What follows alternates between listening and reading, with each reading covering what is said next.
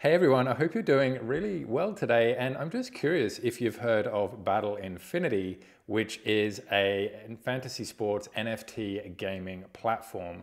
And if you haven't, then keep listening because this project is predicted to be one of the biggest projects in 2022, and I'm going to explain why in a little bit. This project can already boast the fastest selling pre-sale in crypto history, which ended about a week ago, where they raised $1 million and 500,000 of that they raised in just 24 hours. And the pre-sale actually sold out 66 days early. Battle Infinity is a gaming platform with multiple products, including a fantasy sports Premier League and also an ecosystem that hosts multiple play-to-earn games that are integrated with the metaverse called Battle Arena.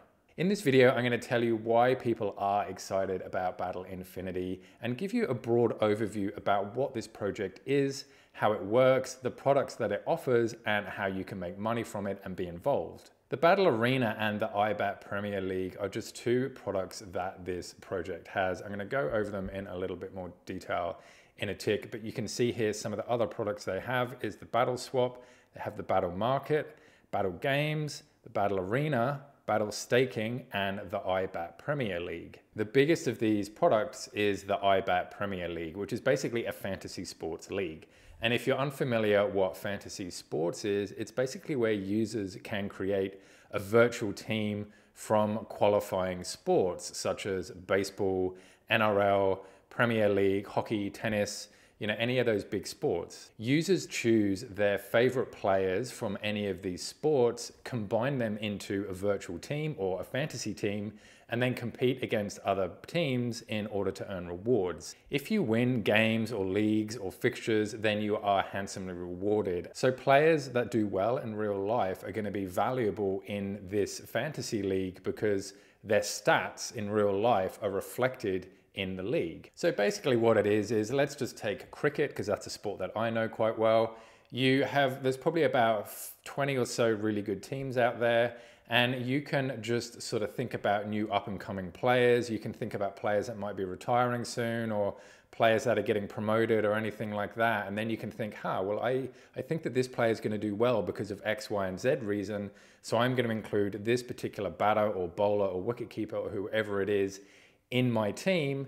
And so you're drafting a team around what you predict. And the great thing is that you can choose any team from any country. So there is a lot of skill involved with creating a fantasy team, and it's a lot of fun to take your team and then compete it against all these other people to actually see how you go and potentially win a lot of rewards. Fantasy sports is a really big industry globally, and in 2020 the fantasy sports market was valued at about $18 billion, and it's expected to grow to about $40 billion in the next 4 years. So Battle Infinity is gearing up to be the dominant platform in the blockchain space for fantasy sports.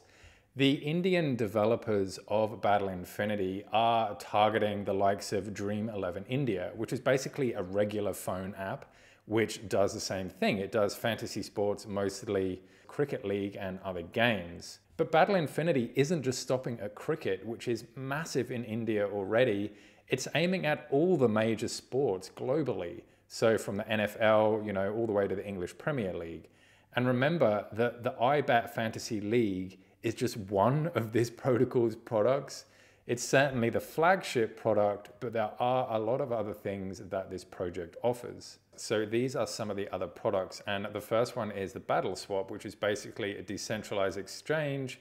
There's also the Battle Market, where people can sell artwork, they can sell music, and also you can upgrade your avatar there. And there's Battle Games, which is basically where all the gaming happens. It gives people access to the games. They can also buy and sell in-game assets in the forms of NFTs. There's the Battle Arena, which is essentially the metaverse part of it, where you can actually have an avatar and go in there and walk around and meet people and chat to people in real time. And there's Battle Staking, which is more the passive income side of things, where there's multiple ways that you can stake and you can earn rewards in either the iBat token or whatever liquidity pair you put it with, such as either ETH or Dogecoin or BNB or BUSD or whatever it is. So in my opinion, this is one of the reasons why this project has so much potential, and why a lot of other people think as well initially, is because it's tapping into a market that already has and is proven to have a massive demand. The project hasn't actually launched yet and the pre-sale is over, but it has just recently been announced that the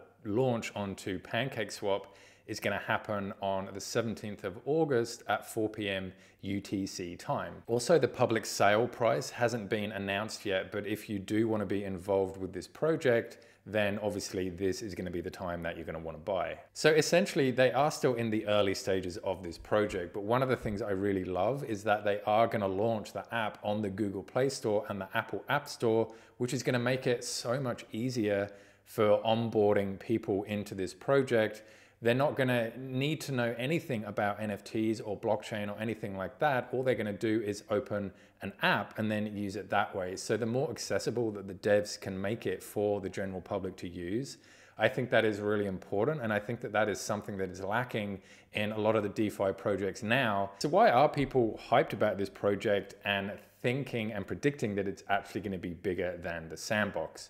Well, one of the reasons is the integration of the NFTs.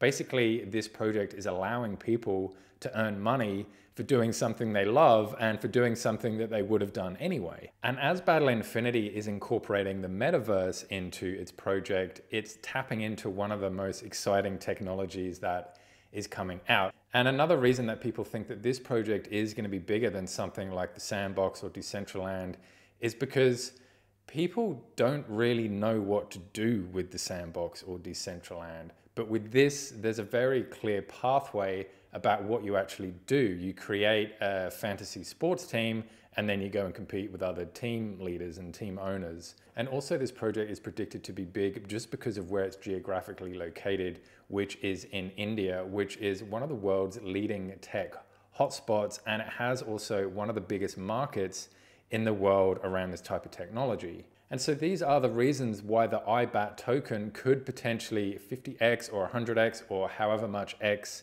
after launch and once the project gets going. But I don't have a crystal ball, so please don't hold me to that, but you know, it is a possibility. If you're new to my videos, or even if you're a regular viewer of my videos, you do know that I love to go into the white paper and really get under the hood and deep dive about what is happening with the project and to go through it with a fine-tooth comb.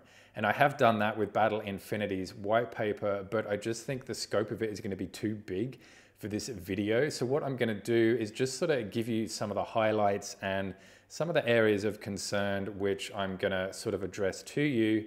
And then I'm going to do some future videos where I'm really going to deep dive into the white paper of the various products of Battle Infinity. Basically, the majority of the white paper is going over all the products, obviously, but one of the things I found cool is here where it says it's going to give live sports event feeds where they're going to use APIs to access sports player league matches and all that other type of data. And I think that that is really cool, because it's going to give sort of live information about player stats and matches and points scored and whatever else, you know, while it's actually happening. So it's going to be a really good, valuable source of information for people who want to get quick, up-to-date information about it, sort of all in the one place. Another thing too I found interesting was the actual business model, which is talking about all the rewards and actually the money that comes into it.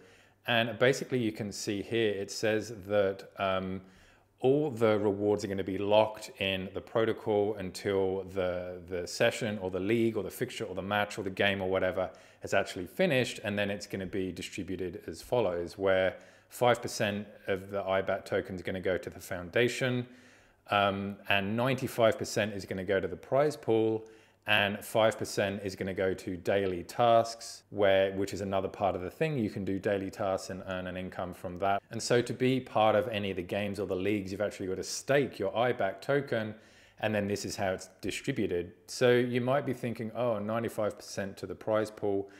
A key difference here is this isn't the rewards pool, this is the prize pool. So basically, if there's only $10 in it, then $10 is going to get distributed between, you know, 5% to the foundation and all the other things. So what's really good about this is that they're not guaranteeing any type of reward, or they're not guaranteeing any type of prize.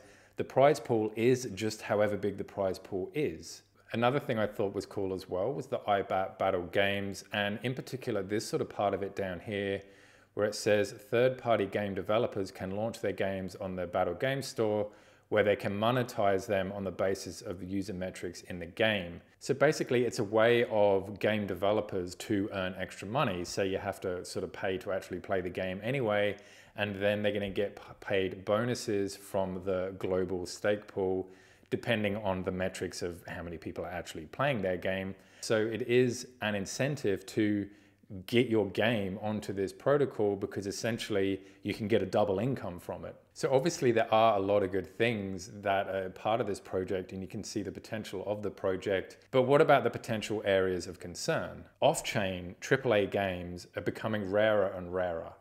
And it's often the more simple games, like just as an example, like Plants vs. Zombies, or if you want to go back a bit further, Candy Crush or something like that. Very, very simple but highly addictive games.